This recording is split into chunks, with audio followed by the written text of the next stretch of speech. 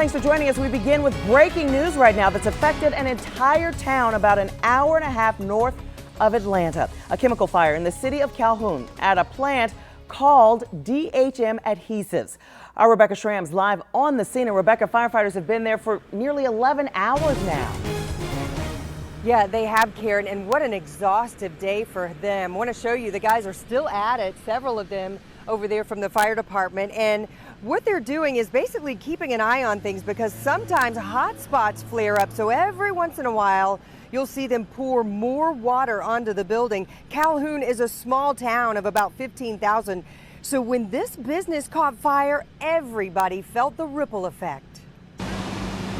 For the Calhoun Fire Department, it's not often they have to battle a fire this size. We called in all three of our shifts. Every personnel that works for CFD is on scene. I've learned it started at about 1:15 a.m. with an explosion at a glue factory called DHM Adhesives. I spoke off camera with the nephew of a maintenance worker. He says his uncle was burned in the fire and rushed to a hospital.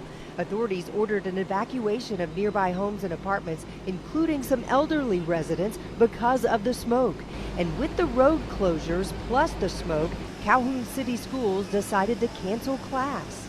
And I get an email saying school's closed, and we were like, what? Kimberly Epps' third grade daughter had been looking forward to Spirit Day. I was kind of sad. Her mom says she understands why school officials wanted to err on the side of caution. It has drifted. We've seen it earlier, and a big haze was out here earlier. A representative of the U.S. Environmental Protection Agency showed up on the scene after getting calls from people concerned about air quality. Officials from the Georgia Environmental Protection Division have their own concerns. Put over 1 million gallons of water on this fire so far, so we've got quite a bit of runoff.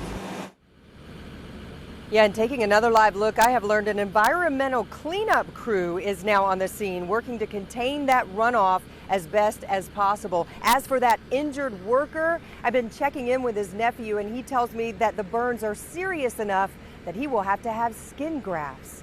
Live in Calhoun, Rebecca Schramm, CBS 46 News. Rebecca, thanks so much.